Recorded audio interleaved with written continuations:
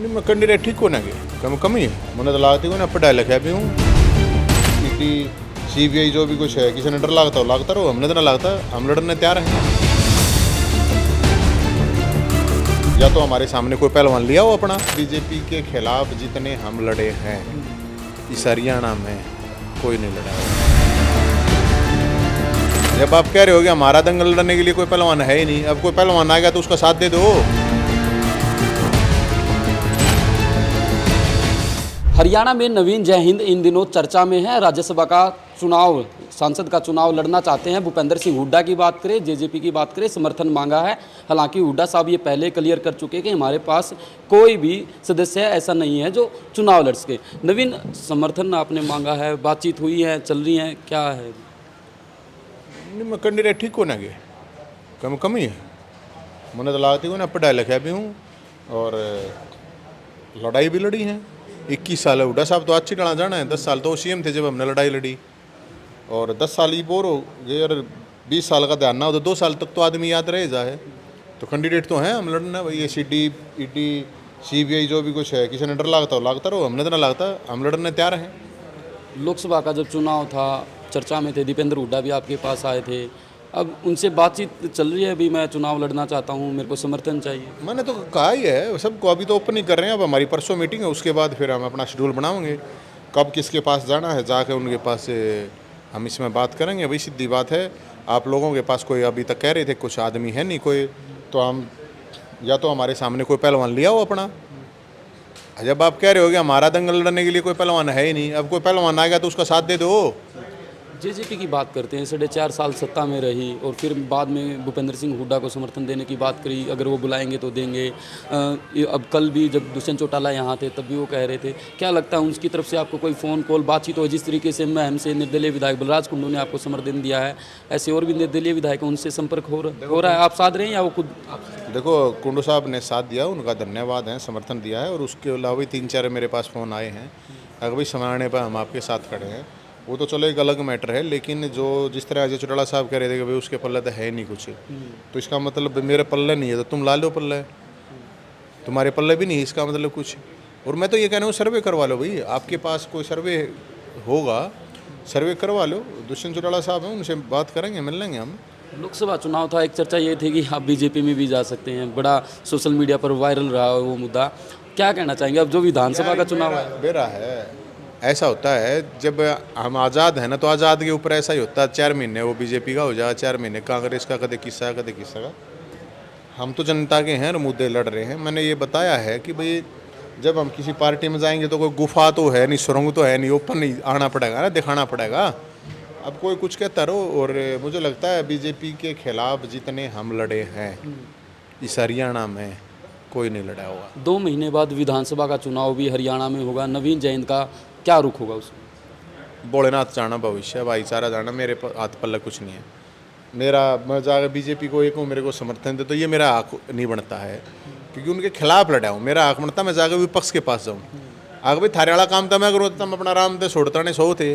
विपक्ष के जो नेता हैं रोहतक से ही हैं, आप भी रोहतक में ही पास ज़्यादा दूर घर भी नहीं होगा। कहीं यही बात की है, वो कह रहे हैं ना कि भाई उड़ा जेजेपी तो मांग रहा है, सिरसा दूर है या संघ दूर है, रोहतक तो नज़दीक है। मैं तो उनके हल्के का भी हूँ, मैं तो जहाँ वो रहते हैं जहाँ मैं रहता हूँ तो 2 किलोमीटर का वो है, उड़े 200 किलोमीटर जाऊँगा पहले मैं जाऊँगा मैं उड़े भी, लेकिन पहले तो आपसे मांग रहा हूँ ना।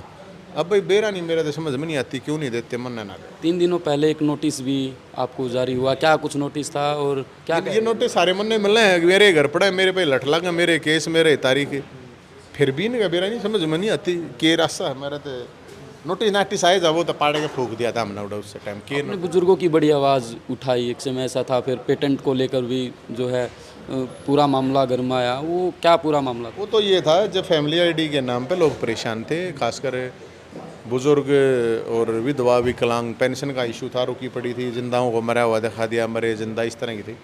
तो हमने वो एक आंदोलन चलाया था, थारा फूफा जिंदा है। तो उससे लाखों लोगों, करीब 2 लाख लोगों की पेंशन बनी थी उसके बाद एक किसी उन्होंने वो कॉपीराइट करवा लिया, थारा फूफा जिंदा है, फिल्म बना दी, ऐसा ही कुछ वो कर दिया। तो वो फिर मामला कोर्ट में चला गया था। वो कंटेंट चोरी का है, वो डिजिटल चोरी है, वो ठीक नहीं है। वो एक इंटरनेशनल लेवल पे वो फेमस हुआ था वो आंदोलन। और लाखों लोगों का भला हुआ था, और उसका कोई ऐसे कंटेंट चोरी करा गया, यार तुम वैसे ले लेते, क्या प्रॉब्लम था, बता गए, तो वो सही नहीं था।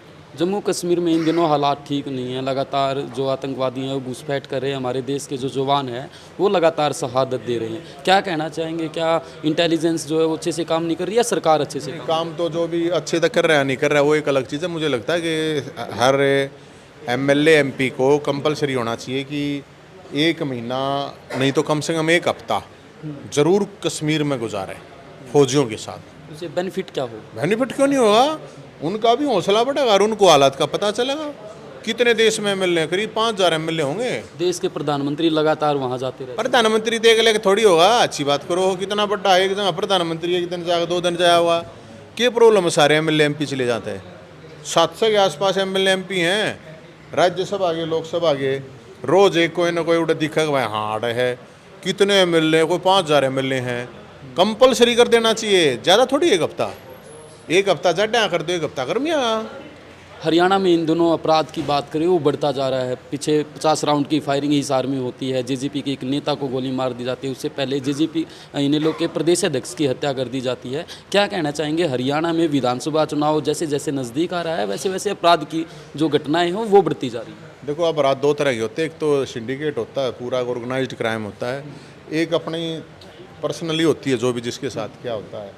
अब वो पर्सनली वाला तो इशू है, वो तो कोई सरकार आ जाए उसको रोक नहीं सकती। जो सिंडिकेट होता है, पूरा ऑर्गेनाइज्ड होता है, वो सरकार की जिम्मेदारी होती है रोकना। और मुझे लगता है कि क्राइम का सबसे बड़ा कारण जो होता है ज़्यादातर, क्योंकि मैं जब जेल में रह गया था तो हमने जितने भी आदमी देखे ज़्यादातर 90% जो भी क्राइम करके आए थे नशे में थे वो।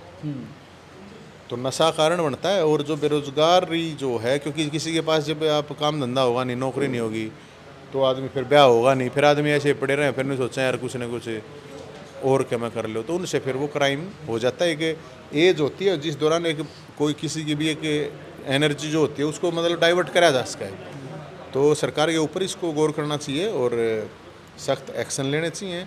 और क्राइम का तो यही है कि वो एक स्टेट में अगर है तो लोग जब अपने आप को असुरक्षित महसूस करेंगे हर टाइम, तो और ज़्यादा इरिटेट होंगे, और ज़्यादा लड़ाई झगड़े होंगे और क्राइम बढ़ेगा। हाँ बिल्कुल, ये मेरे साथ नवीन जैन थे जो हरियाणा में राज्यसभा चुनाव लड़ना चाहते हैं, सांसद का चुनाव, और इन्होंने समर्थन मांगा है। हालांकि देखने वाली बात होगी कि कौन कौन सी पार्टियां जो हैं वो इनको समर्थन देती हैं। हालांकि हरियाणा में जो अपराध बढ़ रहा है उसके पीछे की वजह इनका कहना है कि हरियाणा में बेरोजगारी की दर है। माई हिंदी टीवी के लिए जींद से राजीव कुमार की रिपोर्ट।